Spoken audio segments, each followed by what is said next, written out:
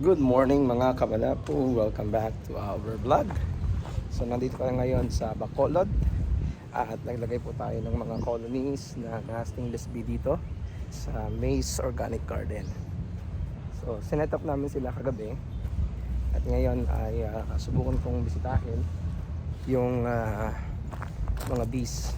Tingnan natin kung ano nangyari sa kanila kasi first day nila sa kanilang bagong location.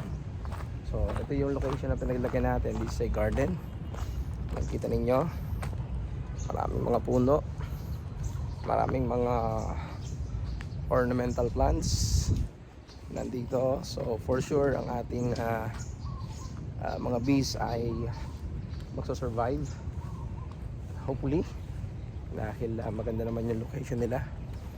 So this is a organic place, kaya wala tayong makikitang kahit anong fertilizer dito na synthetic. Ang ginagamit nila dito ay vermicast. Ito ang mga Criollo cacao, isa sa mga pinakamagandang cacao sa buong mundo.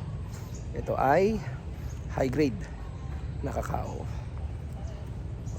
So yan, malapit na tayo sa ating mga bees at nandito sila.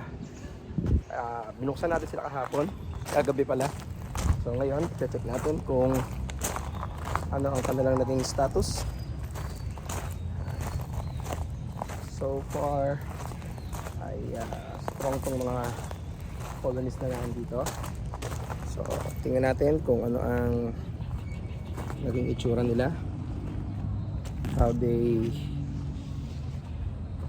thrive this morning.